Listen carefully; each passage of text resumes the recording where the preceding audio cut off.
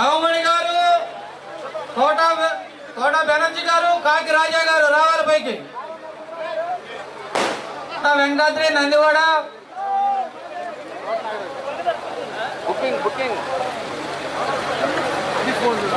బాలాజ్పాల్ వారు,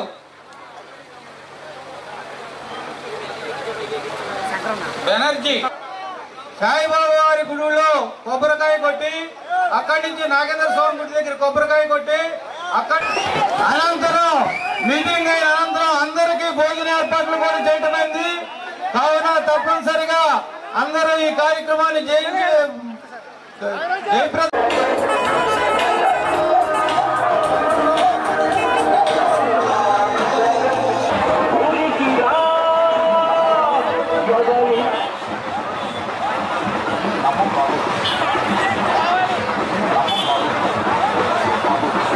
బీసీ నాయకులు ఆ పార్టీ నుంచి ఇమడలేక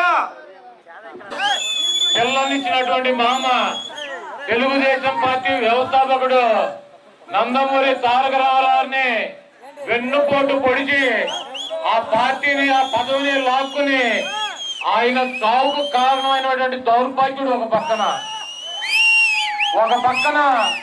ప్రజలను నమ్ముకున్నటువంటి వ్యక్తి అయితే, ఒక పక్కన అధికారుల్ని, పోలీసుల్ని, వ్యవస్థల్ని, పక్కన ఉన్నటువంటి పార్టీల కాళ్లు పట్టుకోవడానికి కూడా వెనకాడినటువంటి దొంగ వాగ్దానాలు చేసినటువంటి దొంగ ఒక పక్కన. ఈ రాష్ట్రంలో పిల్లలతో బతకడానికి ఒక ఇల్లు కట్టించుకోలేనటువంటి పరిస్థితి, తినడానికి 2 పూటల పిల్లలకి భార్యకి తిండి పెట్టలేనటువంటి పరిస్థితి, వృద్ధులుగాను పెంచి పోషించినటువంటి తల్లిదండ్రుల్ని పోషించలేనటువంటి పరిస్థితి. ఇటువంటి పరిస్థితుల్లో జగన్మోహన్ రెడ్డి గారు చాలా స్పష్టమైనటువంటి వాగ్దానాలు ఇచ్చారు. వాటిల్లో ముఖ్యంగా మీ పిల్లల్ని మీరు కాన్వెంట్ లో చదివించుకున్నా, గవర్నమెంట్ స్కూల్స్ లో చదివించుకున్నా ఒక్కొక్క విద్యార్థికి అమ్మబడి అని చెప్పి కార్యక్రమంలో తల్లి అకౌంట్ కి ఒక్కొక్క విద్యార్థికి సంవత్సరానికి 15,000 రూపాయలు ఇస్తానని చెబుతున్నారు 10th క్లాస్ వరకు. అదేవిధంగా ఇంటర్మీడియట్, ఇంజనీరింగ్, డాక్టర్ మీరు ఏ చదువులు చదివించినా ప్రభుత్వమే ఫీజులు కట్టి మీ పిల్లల్ని చదివించేటువంటి బాధ్యత నేను తీసుకుంటానని చెప్పి జగన్మోహన్ రెడ్డి గారు స్పష్టమైనటువంటి వాగ్దానం చేస్తున్నారు. అదేవిధంగా మీకు ఏ రకమైనటువంటి ఆరోగ్య సమస్య వచ్చినా 1000 రూపాయలు ఖరీదు కనుక దాటితే మిమ్మల్ని కార్పొరేట్ హాస్పిటల్కి తీసుకెళ్లి రాజీవ్ ఆరోగ్యశ్రీ గతంలో రాజశేఖర రెడ్డి గారు పెట్టినట్టే వైఎస్ఆర్ ఆరోగ్యశ్రీ ద్వారా మరి మీకు వైద్యం చేయించేటువంటి బాధ్యతను కూడా నేనే తీసుకుంటానని చెప్పి చెబుతున్నారు. అదేవిధంగా ఈ రాష్ట్రంలో ఉన్నటువంటి నిరుపేదలందరికీ కూడా ఉండటానికి మరి ఇల్లు కట్టించేటువంటి బాధ్యత నాదని చెప్పి చెప్తున్నారు. ఈ రాష్ట్రంలో ఉన్నటువంటి రైతాంగానికి ప్రతి ఎకరానికి 12,500 రూపాయలు సంవత్సరానికి మరి ప్రతి రైతుకి ఇస్తానని చెప్పి ఆయన ఎన్నికల వాగ్దానంలో చెప్పారు. అదేవిధంగా వృద్ధులకు కానీ, వితంతువులకు కానీ, వికలాంగులకు కానీ మరి పెన్షన్ ని 3,000 రూపాయలు చేస్తానని చెప్పి మరి జగన్మోహన్ రెడ్డి గారు చెప్పడం జరిగింది.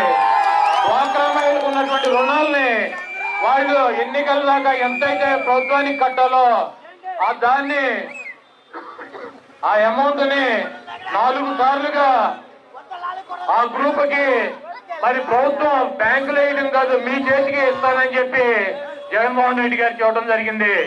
బీసీలకు కానీ, ఎస్సీలకు కానీ, మైనార్టీలకు కానీ, ముస్లింలకు కానీ 45 సంవత్సరాలు దాటినటువంటి ప్రతి మహిళకి ఈ 4-5 సంవత్సరాల్లో మరి ఈ 4-5 సంవత్సరాల్లో ఒక్కొక్క మహిళకి 45 సంవత్సరాలు దాటి ఉంటే బీసీ, ఎస్సీ, మైనార్టీ, ముస్లిం మహిళలకి మరి ఆయన 75,000 రూపాయలు ఆర్థిక సహాయం చేస్తానని చెప్పి కూడా అనౌన్స్ చేయడం జరిగింది. ఈ కాకుండా అనేక సంక్షేమ కార్యక్రమాలను తీసుకొస్తాను. చదువుకున్నటువంటి పిల్లలకు ఉద్యోగాలు లేక మరి తీవ్ర ఇబ్బందుల్లో ఉన్నారు. వాళ్ళందరికీ మరి ఉద్యోగాలు రావాలంటే ఈ రాష్ట్రంలో పరిశ్రమలు రావాలి. పరిశ్రమలు రావాలంటే ప్రత్యేక హోదా కావాలి. ప్రత్యేక హోదా కావాలని చెప్పి మోడీకైనా, సోనియా గాంధీకైనా, ఎవరికైనా దమ్ముగా ధైర్యంగా నిలబడి ఆ రోజు నుంచి ఈ రోజు దాకా కూడా ఒకే ఒక మాట చెప్పినటువంటి వ్యక్తి వైఎస్ జగన్మోహన్ రెడ్డి గారు. ఈ రోజు చంద్రబాబు నాయుడు 4 సంవత్సరాలు మోడీ సంకనాకాడు. ప్రత్యేక హోదా అవసరం లేదు, మోడీ రాష్ట్రానికి బ్రహ్మాండంగా చేస్తున్నాడు అని చెప్పి సిగ్గు లేకుండా అసెంబ్లీలో తీర్మానాలు చేసి కేంద్ర మంత్రులకు సన్మానం చేసినటువంటి సన్నాసి రాష్ట్రంలో ఎవడని చెప్పి అడుగుతున్నారు. కాబట్టి ఈ రోజు ఆయన చేసినటువంటి వైఫల్యాలను కట్టుకుంటుకోవడానికి మోడీ మీద మొత్తం తోసేసి నేనేదో పచ్చిత్తుని నేను ఈ రాష్ట్రాన్ని పగలు చేద్దామంటే మోడీ నన్ను వెనక నుంచి లాగాడని చెప్పి ఆయన పేరు చెప్పుకునే దిక్కుమాలిన రాజకీయాలు చేసేటువంటి దిక్కుమాలిన వ్యక్తి చంద్రబాబు నాయుడు. కాబట్టి ఈ రాష్ట్రంలో ప్రత్యేక హోదా కావాలంటే ప్రత్యేక హోదా సాధించగలిగినటువంటి దమ్ము ధైర్యం ఉన్నటువంటి ఏకైక మగాడు వైఎస్ జగన్మోహన్ రెడ్డి. కేంద్రంలో రాహుల్ గాంధీ వచ్చినా మోడీ వచ్చినా ఇంకెవరు వచ్చినా కూడా మాకు ప్రత్యేక హోదా కావాలని చెప్పి డిమాండ్ చేసి అవసరమైతే మీరు 25 మంది ఎంపీలను గెలిపిస్తే 3 నిమిషాల్లో 25 మంది ఎంపీలని రిజైన్ చేసి మళ్ళీ ఎన్నికలకు వెళ్ళి ఈ రాష్ట్ర సమస్యను దేశవ్యాప్తంగా తీసుకెళ్లగలిగినటువంటి దమ్ముగా ఉన్నటువంటి వ్యక్తి జగన్మోహన్ రెడ్డి గారు.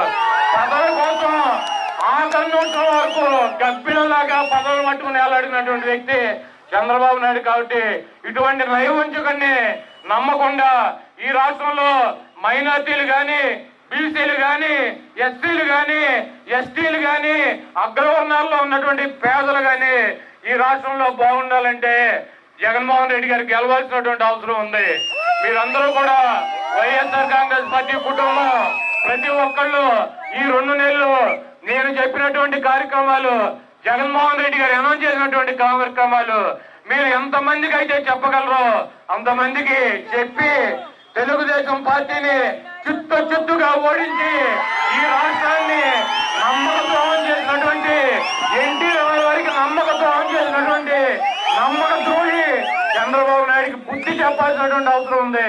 ఈ రోజు గుడివాడ నియోజకవర్గంలో కొడాలి నానిని ఓడించడమే ఇక్కడ ఉన్నటువంటి కార్యకర్త కాడి నుంచి అక్కడ ఉన్నటువంటి ముఖ్యమంత్రి చంద్రబాబు వరకు మరి ఆలోచన. ఈ రాష్ట్రంలో ఈ చంద్రబాబు నాయుడు లేకపోతే చంద్రబాబు నాయుడు బాబు వచ్చినా కూడా ఈ గుడివాడలో నన్ను ఓడించడం సాధ్యం కాదు.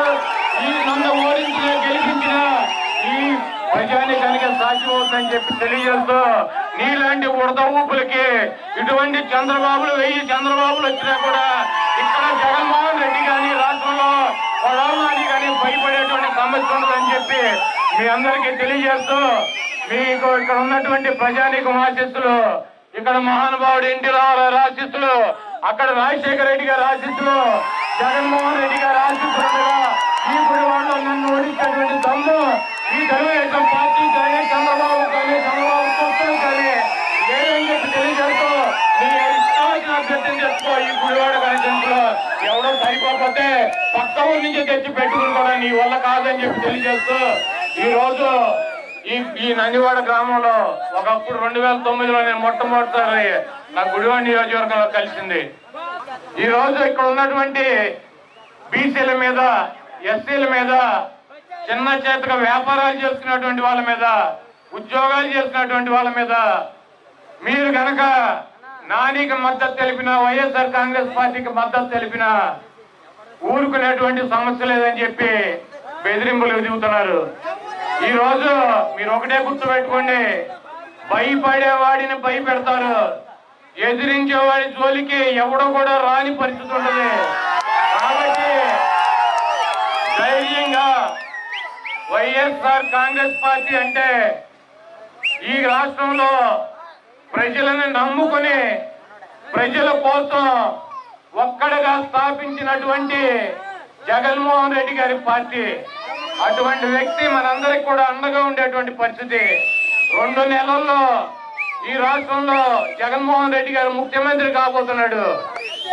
నేను మీ అందరికీ ఒకటే చెప్తున్నా, జగన్మోహన్ రెడ్డి గారు ముఖ్యమంత్రి అయితే ఈ చంద్రబాబు లాగా కులం చూడ్డం, మతం చూడ్డం, రాజకీయాలు చూడ్డం, వాళ్ళు ప్రభుత్వానికి రావాల్సినటువంటి ప్రభుత్వం ఇవ్వాల్సినటువంటి ప్రతి కార్యక్రమాన్ని కూడా కులాలకి, మతాలకి, రాజకీయాలకి, పార్టీలకి సంబంధం లేకుండా ప్రతి ఇంటికి చేర్చడానికి గ్రామ సెక్రటరియట్ నెలకొల్పి ఆ గ్రామంలో ఉన్నటువంటి 10 మంది చదువుకున్నటువంటి విద్యార్థుల్ని ఉద్యోగాల్లోకి తీసుకుని వాళ్ళ ద్వారా రేషన్ కాడి నుంచి ప్రతి కార్యక్రమాన్ని అప్లికేషన్ పెట్టినటువంటి 72 గంటల్లో మరి వాళ్ళు పెట్టుకున్నటువంటి ప్రతి సౌకర్యాన్ని కూడా కలగజేస్తానని చెప్పి జగన్మోహన్ రెడ్డి గారు చెప్పారు.